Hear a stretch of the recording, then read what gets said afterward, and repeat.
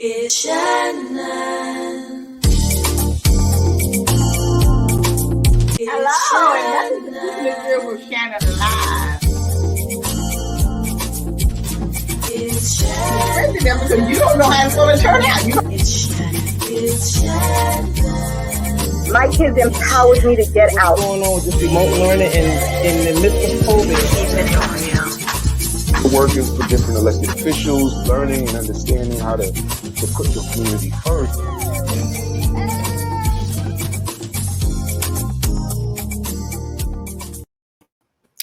Hello, and welcome to Keeping It Real with Shannon. Hello, everyone. Thank you for watching tonight. Well, hello there, Dr. Vanessa. How you doing? Hello, Lottie. How's everything with you? Oh, good. I'm so excited about our guest tonight. I can't wait to speak to her. So we're going to introduce her at this time so we can bring her on.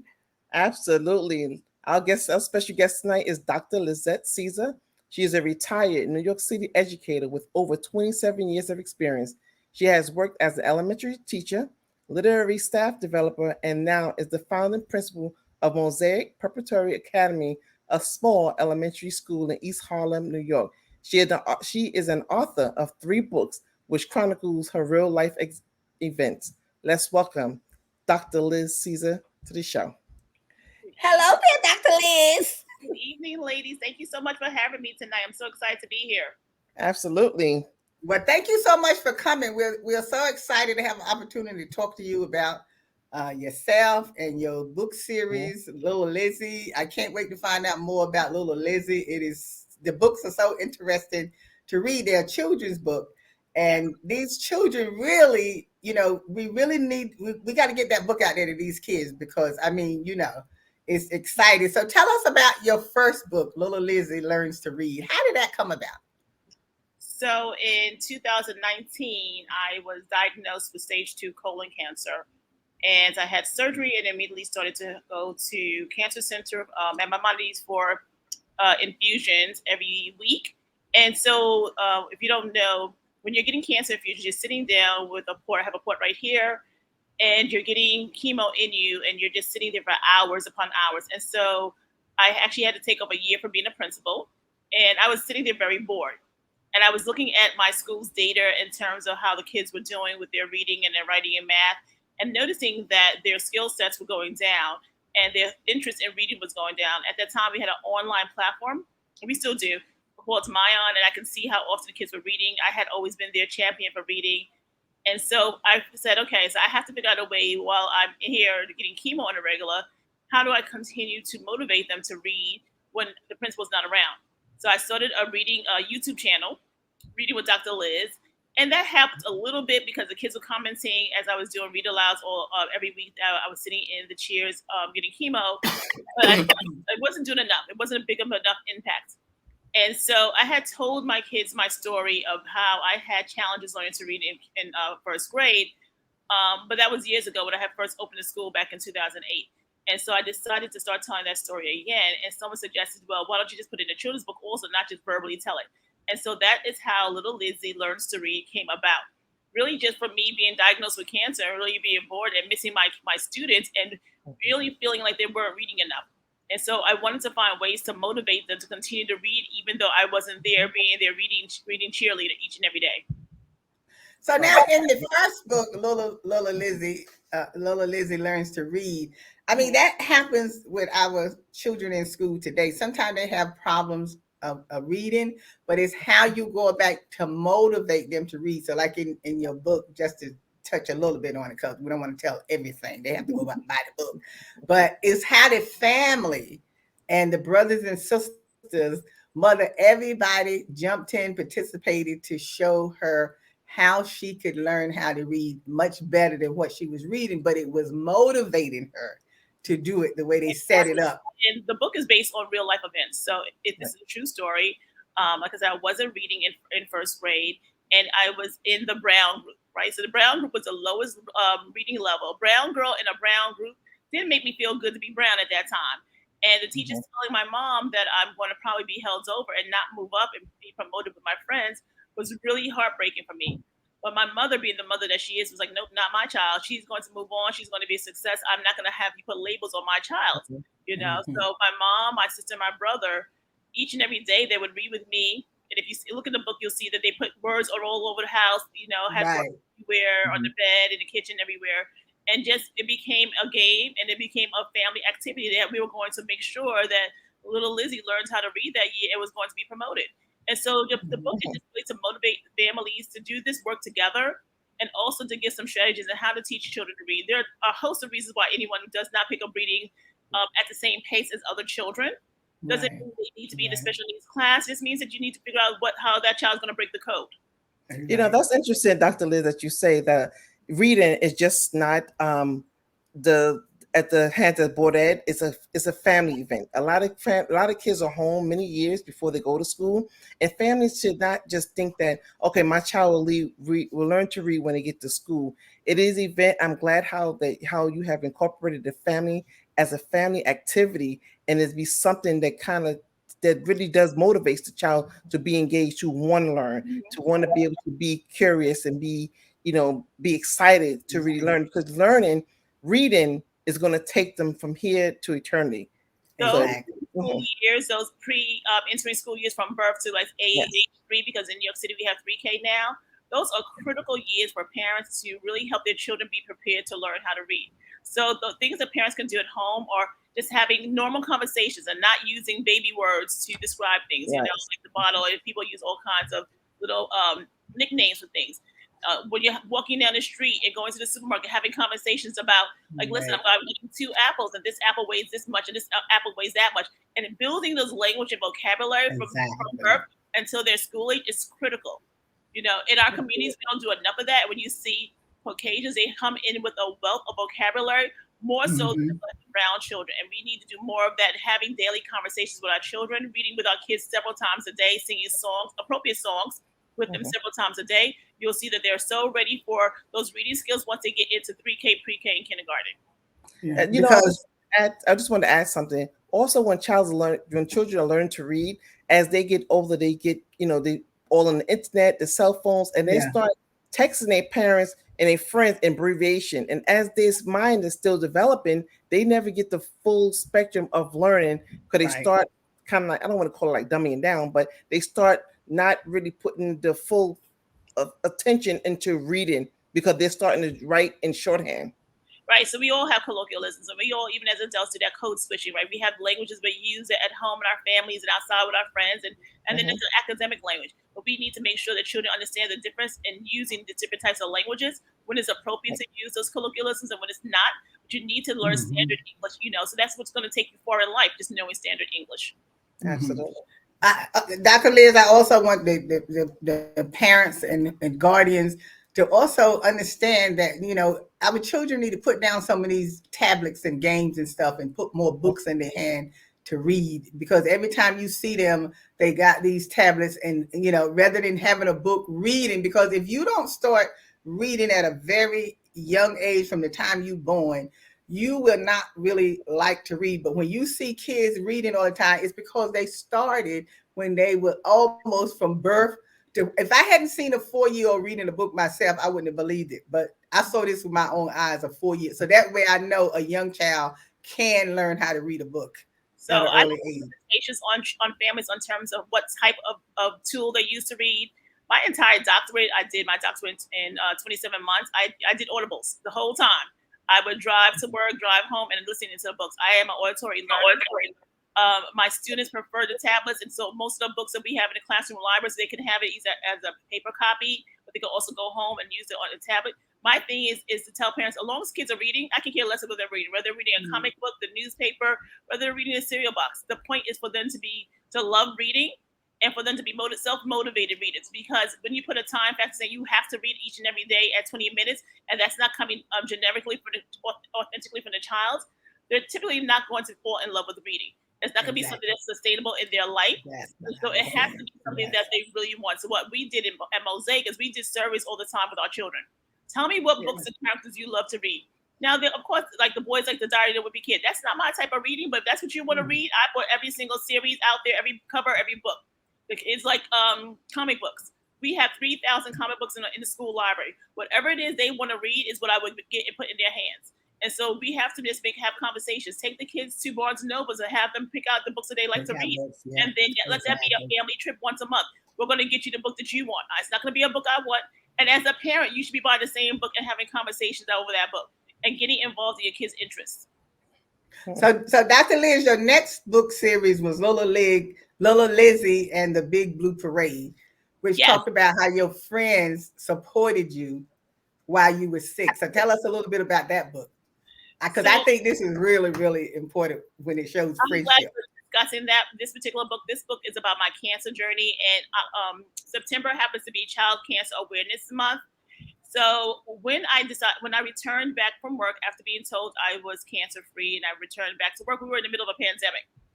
And coming back full time as a principal in the middle of a pandemic was really challenging, because the kids kept asking me, and they knew I had cancer because I had been in contact with families throughout that whole year of being in cancer treatment. And they were concerned about whether or not they could touch the principal, because we're a hugging, kissing kind of school. My kids would be on my laps. I'd be reading with them, doing math with them. And so they wanted to know, can they hug the principal? Can they touch the principal?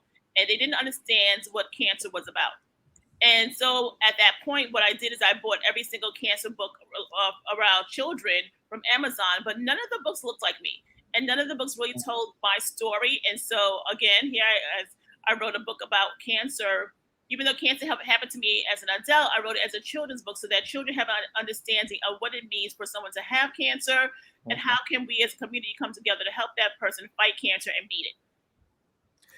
This book is really good for the simple reason it breaks it down for a child, because we know a lot of time the children, when somebody is sick, you may say, oh, the person doesn't feel well, they really don't really understand what we are talking about. But you have broken it down in the book on a child's level, where you see that the child is sick, and then the little friends that come over to support and, motivate you, and, just do things to make you feel good and stuff. And this is how we should teach our kids when they're growing up with friends, because that's how you start learning how to be a true friend to somebody. Exactly. And I wanted it to be as authentic as possible. So when you read about Dr. Reed was actually one of my doctors at my Monty. She was one of my surgeons for one of the surgeries. I've had 4 surgeries related to cancer thus far. And I went to them in terms of what should the vocabulary be? How do we unpack these kind of big cancer words for children? What type of diagram should we have in the book? So I really did a lot of research, even though I was living with cancer. I wanted to be child friendly, and so that it doesn't have to only be about cancer. It could be any illness a child in your class may have, right? So that you have some kind of understanding and empathy for that child. And so how can you be a friend to someone who's going through a challenging time? And how do you help them overcome that particular obstacle in their life? Right. So we're going to take a quick break, and we're going to come back to discuss Dr. Liz's 3rd book. We'll be right back. It's Shannon.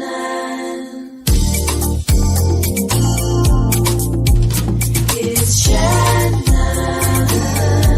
When you look at the number of disasters in the U.S., chances are every area will deal with some kind of emergency in the next decade.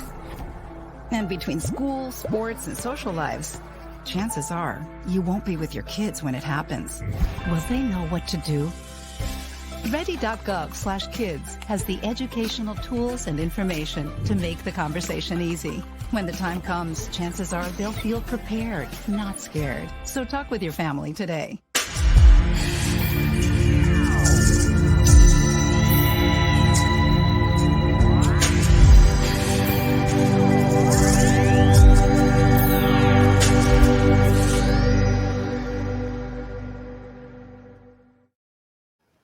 Hi, we're back, and our special guest today is Dr. Liz. And before we went to break, I know we was talking about, when you were sick and you wrote the book for kids to understand. I just wanted to say that, it's good when we can have something that children can read, so they'll never truly really understand, but they have a better understanding when you say that person doesn't feel well and what you do, to help that person and everything. So I really thank you for writing something like that, because, when you're trying to talk to young kids like that, It's so hard to tell them anything when something happens, and especially if they lose someone that's close to them, they just don't get it. They just don't get it. So that's why I say this book series is really great. Now, the one that I've been waiting to get to, because this is what me and you gonna have a disagreement on, is little Lizzy, her cousin Lori, and the not so bucket filling friends. What is not so bucket filling friends? What is that? I'm in kindergarten tonight. So I know I'm not supposed to bend down too much. Okay. So when I opened the Mosaic in 2008, I took over a school in need. And so I took over the school and all of its challenges and all of its joy. And so I wanted to build a community where we were just doing things for others for the intrinsic value of it makes me feel good, right? So not because it's going to give me anything in terms of monetary value, but just because it's the right thing to do. And so we became the very first bucket filling school in New York City back in 2008. I met Carol McLeod, who wrote the book. I'm going to try to show the book on screen, the original book. How do you feel they bucket? And I've been friends with Carol for 14 years.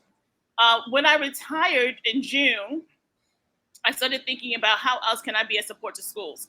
And so I started telling this story years ago about when I was bullied. And students believe that principals have ever been bullied. They see you in a position of power and think that you've never gone through obstacles. And I tell them all the time, my life has been nothing but obstacles. I didn't know how to read in first grade. I had cancer. I was bullied. We've all gone through obstacles. It's a matter of how do you get to the other side is what's important. How do you persevere when you have an obstacle? And so all of my books are really written about the obstacles I've faced in different times in my life, but they're written with as little Lizzy as a child, because me having cancer, that's an adult thing. Me being bullied, that happened in high school, So I wrote the book about when I was bullied in high school because at that time, people thought I was overweight. So they would call me fat. I went to school with my cousin Lori, who was a lot skinnier than I am. And so they would call me hamburger and her French fry. And so that was very hurtful, They thought it was stuff. And the thing is, I never told anyone. My family didn't know. My mom just found out by reading the book, and she just read the book last week. My sister, she wants to know how do we find these people so she can beat them up now. Like, I don't believe in violence. That's not happening. But I wrote it because I want to make sure that children have a way of overcoming obstacles when they face this type of challenge, when it's repeated behavior, someone saying mean things to you, someone hitting you repeatedly.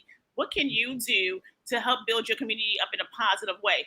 And so I took that bucket filling philosophy with what happened with me in school and combined those two to create this book about utilizing that bucket filling philosophy of doing the right thing because it's just the right thing, not for any other reason. Well, now, Dr. Liz, now we're supposed to do the right thing, but sometimes now when you're trying to do the right thing, you're trying to tell your kids to do the right thing, but if it continues, sometimes you got to step in yourself. Yes, with your words. Words are very scared. What did Martin Luther King tell us? What did Michelle Obama say? When they go low, the best. He said, "Hand it yourself." Michelle Obama said, "When they go low, we do what? Go high. Got to go high." Sometime. But you did not say sometimes. You did not say sometimes. All the time.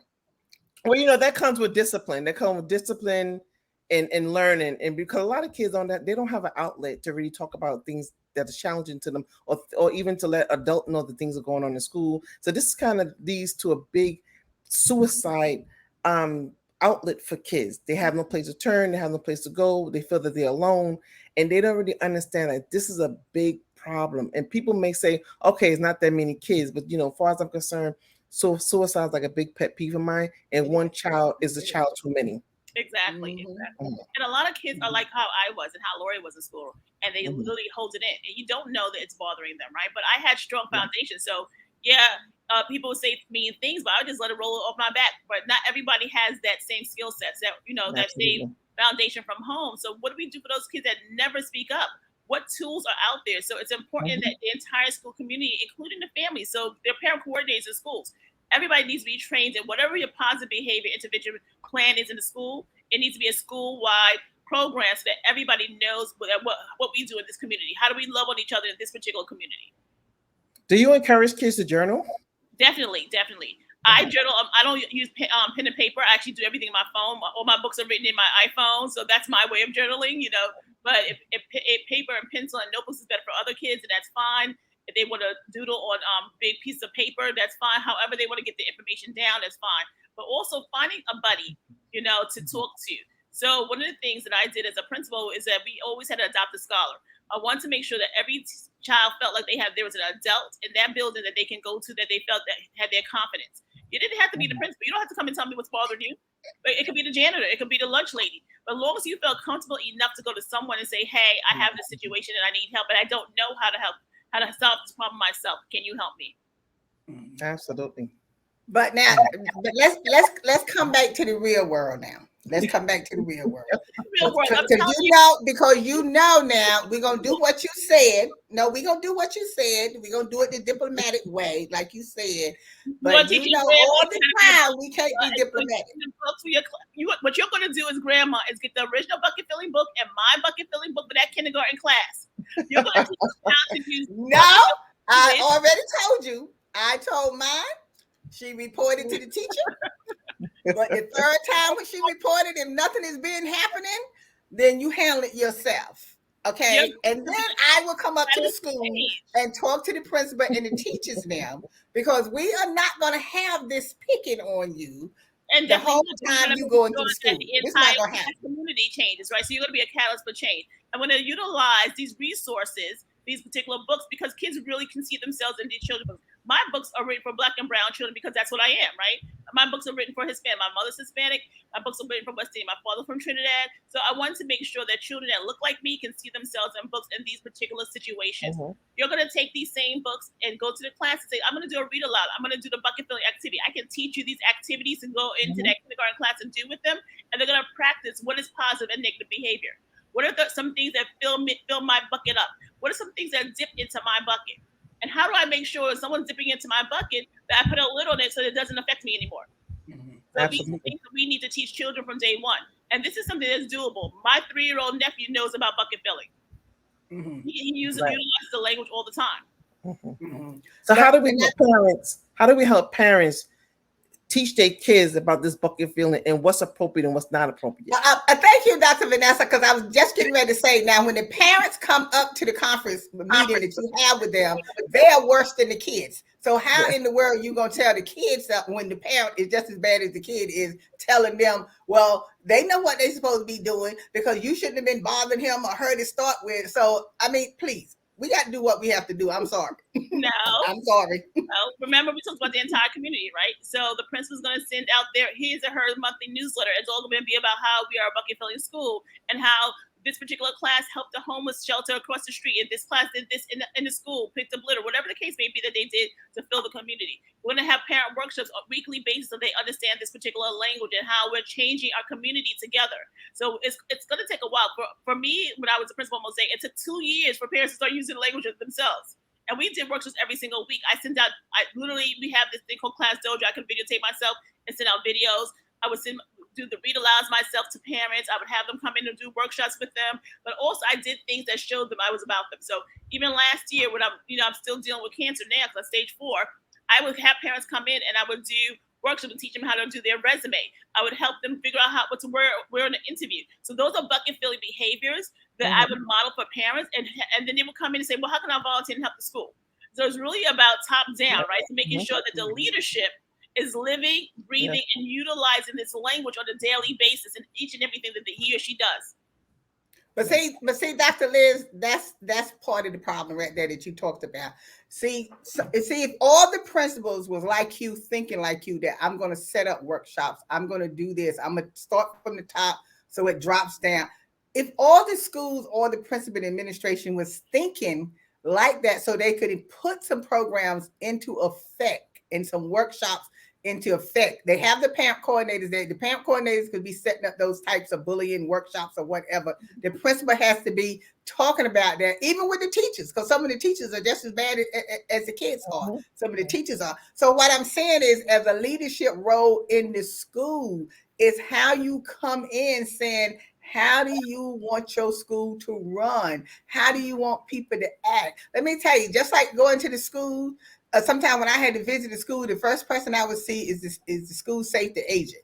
And they would be talking like I don't know where they're coming from, the way they would be talking and talking to people at the front. And so I would have to say to them sometimes, like, excuse me, why are you talking like that? Because you don't know who the people are that's coming in the school. It could be someone from the chancellor's office or for the mayor's office or whatever. You supposed to be talking in a professional way, greeting people, not talking like you out there running the street somewhere. So this is what I'm saying. So the principal, as soon as you walk into a building, you should know what it's about, right? As soon as you walk into Mosaic, when you walk in a block of Mosaic, you see a big sign that says we're the first bucket filling school in New York City. Fine. But I also believe in giving people grace. From dealing with cancer from 2019 and still dealing with cancer, I've learned that sometimes people are a certain way because you just don't know what they're going through. Today, I can tell you that I was very to the people at Kettering just because of what I'm going through each and every day dealing with cancer. So that school safety officer, you don't know what's happening behind the scenes, right? You don't know what's happening in her personal life or her professional life. So sometimes we just have to give people grace and be the bucket full for them.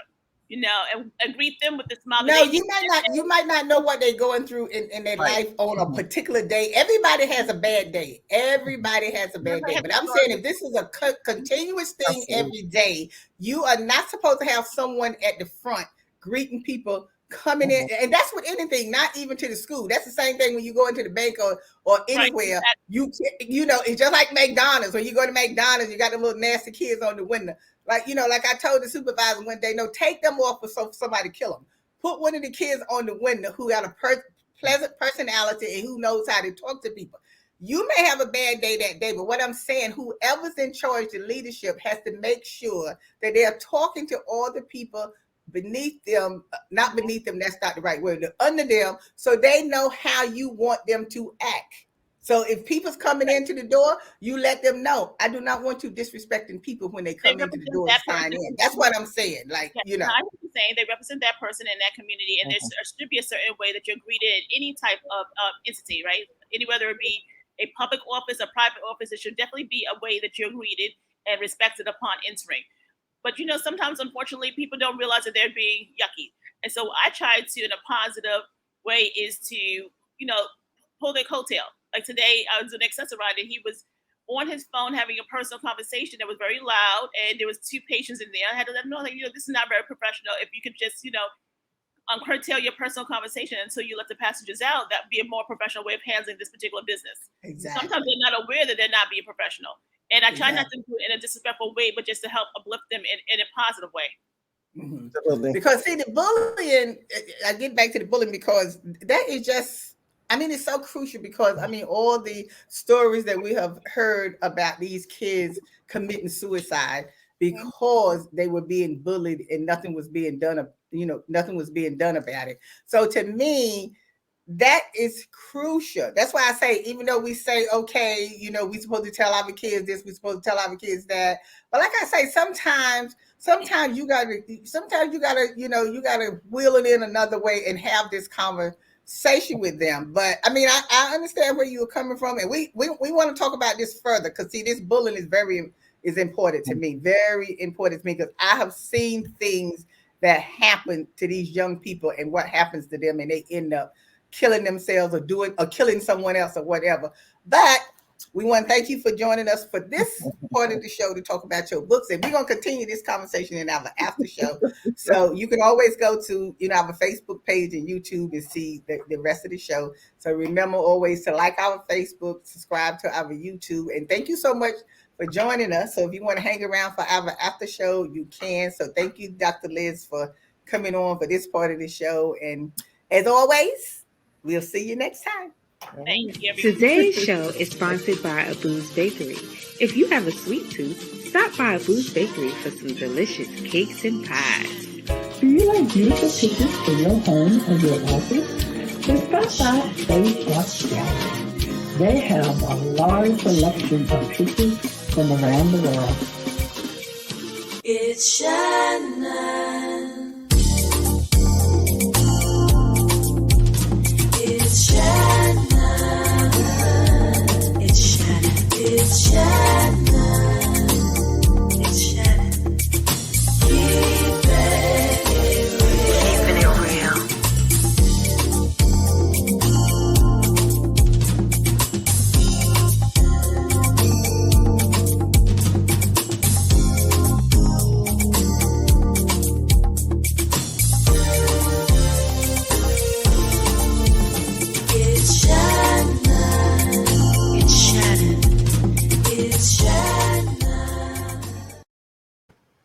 Hi.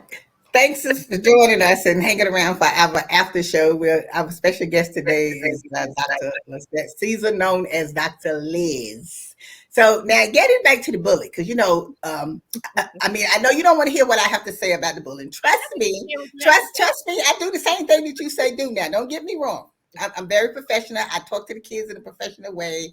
I talk to my granddaughter in a professional way. I don't teach her to go out there bothering people to get herself in trouble or whatever. But if it's a continuation of something going on, I'm sorry, then I'm gonna have to say we're gonna have to deal with this. You know what I'm saying? I don't want to go to Malcolm X by any means necessary. I don't want to go that direction, But I ain't gonna lie and say sometimes we might have to get a little bit in there. It ain't gonna happen because it's the same thing to me as adults. Like when someone is, I'm just gonna give you an example. When I was in high school, right?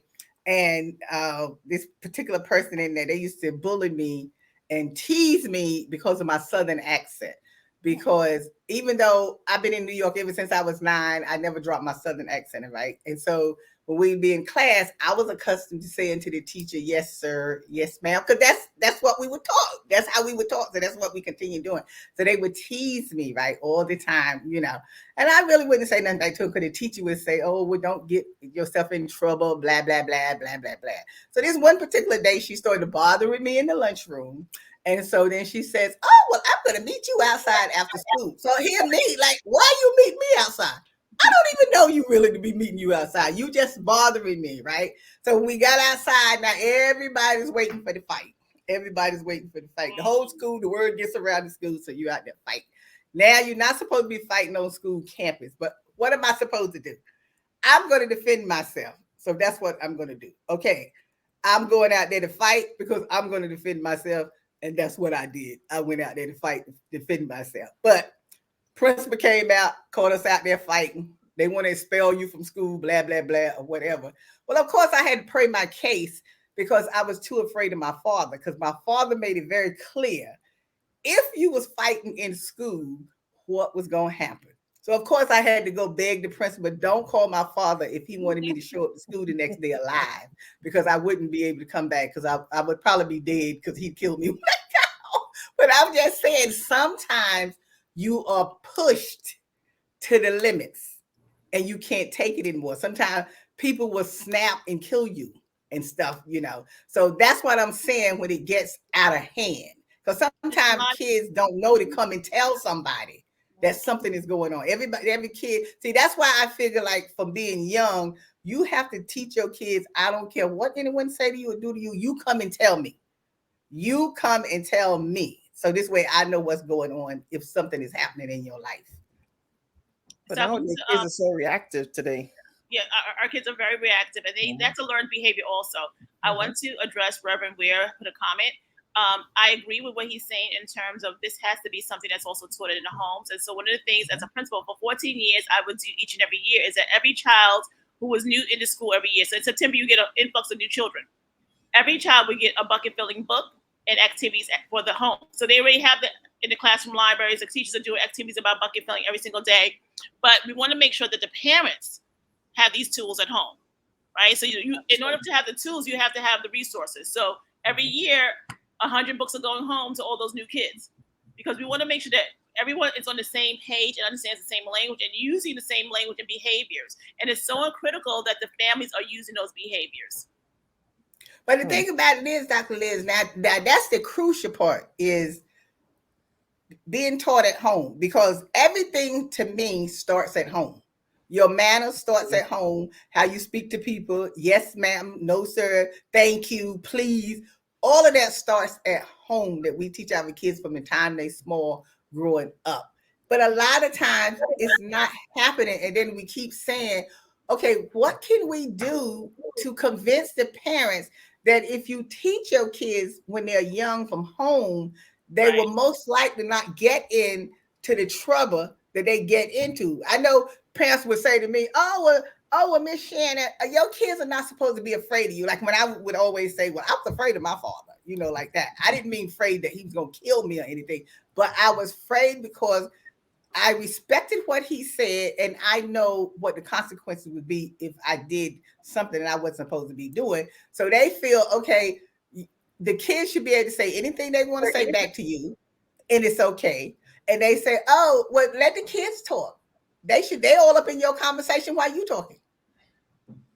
But some of these kids are going through some things at home. A lot of people don't know the school is really like an outlet for some of these kids that are fleeing things that's going on at home. It And could a be safe place. abuse. Sometimes school is the only safe place for these Exactly. children. Absolutely. It could Sometimes, be I abuse. mean, I have dealt with in 27 years a lot of families that have had challenging situations.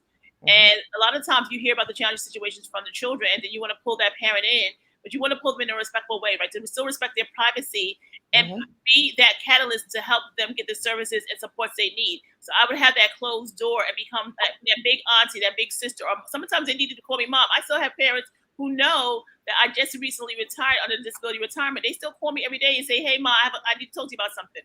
My parents always had access to me 24/7. They have my personal cell number, not a DOE number. They have my personal number, and they can talk to me about whatever the situation is. I've gotten out of my bed in the middle of the night to help a parent who had a fire to move and different things. So they need to know as parents also, not just children, that there's somebody there who has their back. And what I do is I will pull them into my office, have a conversation with them, like, listen, I'm not trying to teach you how to raise your child, but here's what's going to happen if you continue to teach your child violence. Right. So beyond elementary school, they're going to go on to middle school and high school where the discipline code is very different. Where now we may have police involved in these activities that you're engaging your child in. So let's think about other ways that we can help your child grow in this arena. Other ways that we can help your child with the mental stability. Other ways in terms of wellness. What can we do as a community to support you in this work? See, the thing, another thing too is when you set up the types of programs like you talking about to really help the parents and set up some kind of not training workshop, but workshop just like you said where they can come and learn or whatever. It's still just hard to get the parents to come out for that. I mean, sometimes you can't even get them to come out to pick up the report card. So it's like, what do you do? I mean, I remember back in the day that you used to go to the parents' home and sit and talk to them, but see, you can't do that now because you can't, be going in people's houses and stuff. We need to change our mindset in terms of what parent involvement looks like, especially after this pandemic. Parent involvement doesn't mean that you have to be in the building. I have lots of parents who are involved in different ways. So I had a grandmother who would send me literally shopping carts full of yarn because we had a knitting club. She didn't come in the building often. I'd have to go pick it up and stuff from her. But you know what? Her way of being a parent involved, knowing that we needed things, needed donations for these different clubs that we had in the afternoons. She liked knitting. She taught somebody in the school how to do the knitting. She would donate that, right? So that was her way of participating in the school community. So we have to change our idea of what it means for parents to be involved. If you can only be involved once a month and come for an hour and talk to the principal and over some coffee, some tea, some data dishes, and that's all you can do, then that's fine. But if we're having conversations while I'm driving home, and that's your involvement, then that's fine too. If you can do a Zoom on lunchtime, and we're making this offering to you because you can't come into the building for a workshop, but you can do the Zoom, then that's fine. We have to think about what opportunities can we give parents to be involved. At my school, we were open 6 days a week. We have GED programs, ESL programs. We had Baby University where we teach parents how to do read alouds to the babies from ages 0 to 3. Offering them a variety of activities. And if there's only 5 for this activity and 10 for this activity, that's okay. So, and we had soccer for mommies, and we had Alvin Ailey dance with mommy and me kinds of things. So just, having different avenues for parents to get involved and taking advantage of it. If they came on Saturday, I would be there on Saturday, and I'd say, oh, you know what? I got to talk to you on the start. Let's move over here to talk for 5 minutes. I'm telling that parent what happened Monday through Friday in that 5 minutes because I know I'm not going to see her again until next Saturday. So, well, you're right. You're right about the different ways of the parent involvement. But what I'm saying also too is, you have it that way. It's true. I would tell even the parents all the time, like, you could just pick up the phone and call and talk to the teacher. Just ask the teacher, how's Bree doing? How's Jerry doing? Or whatever in school. Let the teacher know that you are concerned about your child. But see, sometimes they start in September and you don't hear again into June. You don't hear anything until it's time for graduation. And then if they're not graduating, then they come and they ready to curse you out or whatever, why my child is not graduating or what like that. So what I'm saying is we try to say to you is you have to say something during the school year. You cannot leave your kid in school for 10 months and never pick up the phone, never come to a PTA meeting, never come to curriculum night, whatever they have it in school. They have to know that you are the parent of this child and that you care about your child. That's what I want parents to see. And Lottie, you know what? Somebody also has to make sure that's happening, right? So in September, we have this back to school event, and the teachers highlight who came, who didn't come. Now, I'll go to my teacher in October and say, hey, did that parent ever show up? Did that parent ever text you or email you to find out what they missed? If they didn't, I have a list of all the parents that didn't show up. I divide it between me and my assistant principals, my guidance counselors, and the parent coordinator. Let's split up and call these families and see what it is that why they didn't come, what's inhibiting them from being involved. How can we support them? Do they know what's happening at the school? School just started. Let's make sure they know the curriculum. Make sure that everything's okay with them. So we also have to do that extra step to find out, well, why did they come to back to school night? Why haven't we seen or heard from them yet? Right. I see these bucket filling activities are positive enforcement in school. So why enough of them is not in the public school or other school as a way of behavior intervention plan, because it's mandatory in New York City. So it doesn't have to be that they're doing bucket filling. There's Leader in Me. We also did Leader in Me to teach leadership skills along with being positive role models. So everyone has something. I just love bucket filling. I love it. When I met Carol, who wrote the first book, I used it for 14 years and it worked really well in my East Harlem community. So I'm not saying that every school has to use it. Every school should use something that's going to build the entire school community. Of course, I would love everyone to buy my book and to learn about all the things that I've overcome in my 3 books are about true obstacles I've faced and overcoming those obstacles with perseverance and grit.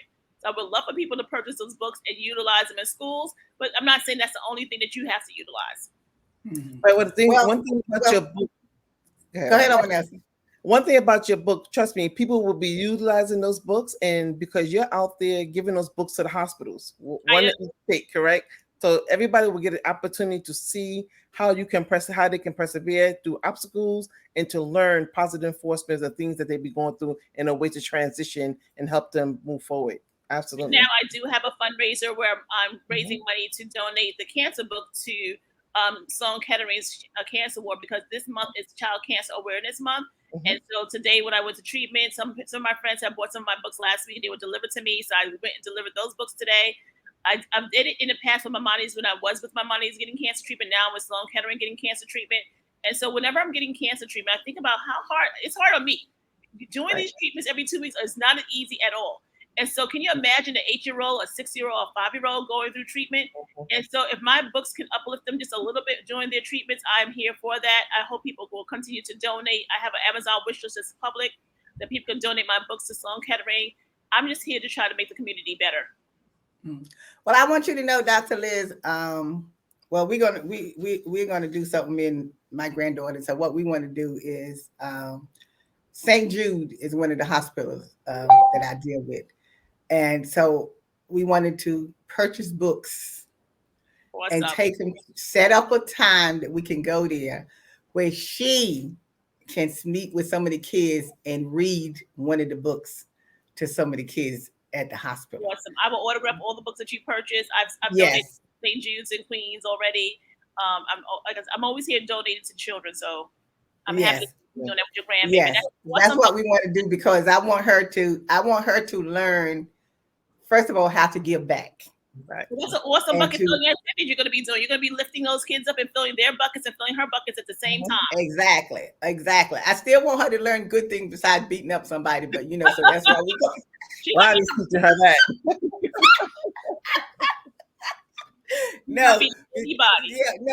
All jokes aside, I was just kidding about that. No, I don't teach her to do stuff like that. No, but sometimes I do. But anyway, that's what I got from listening to you and talking to you, and from your story. It was just so inspiring. So after I read the books and everything, and I said, this is another way, because I want her to go to the places where because what happened in the Lions Club, every year we buy clothes. They do a clothing where you purchase new clothes for the kids. And then you take them, to the shelters and stuff, and you give them to the kids and stuff like that. So I took her shopping, and she picked out clothing. She has her own little money, so she spent her own little money to get the clothing and stuff. And so when we delivered them to the Lions a person's house, she said to me, "Well, can I go when they go to give the kids away so I can see the kids. I said, well, you won't be able to go because of the pandemic. You know, they're not going to let us in the shelters and stuff like that. So now, since it's kind of opened up a little bit, so that's why with the books, I said, well, let's see if we can make an arrangement where you go to the hospital, even if it's not only but 10 kids or 15 kids, and they allow you to take one of the books and read to the kids while you're there. So this way, she also can learn what it is to give back and you know, be able to talk to kids that when you look at yourself, I want her to know how fortunate you are. But the same thing with those kids can happen to you as well. So we don't say what things can't happen to us because we don't know what's going to happen to us.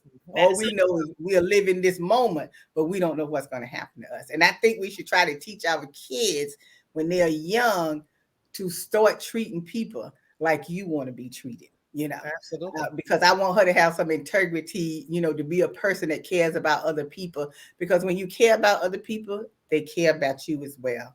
That's And what God then this, said. exactly. So look, I mean, I can't say enough about you. I can't say enough about you.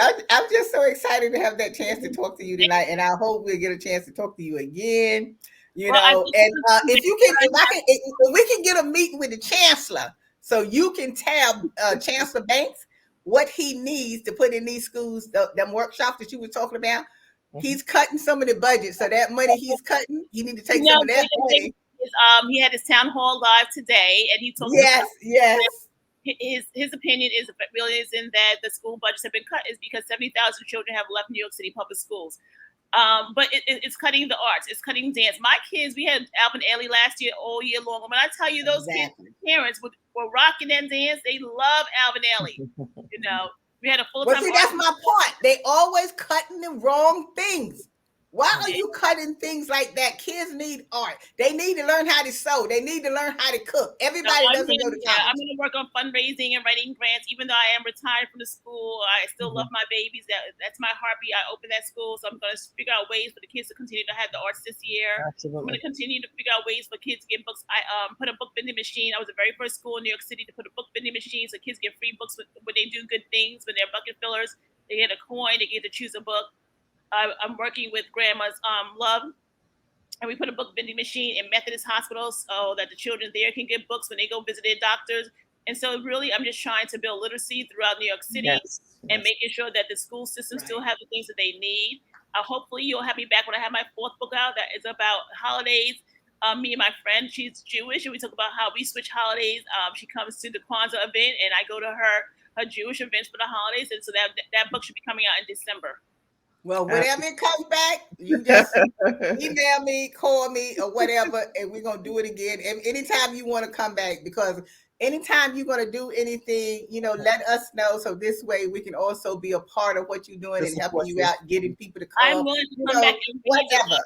Yeah, I'm coming back in October, do an anti-bullying month, and read the last little Lizzy book, because I really believe that it's important through the whole month of October. We talk about ways to combat bullying so that we don't have any more children committed suicide because they feel alone.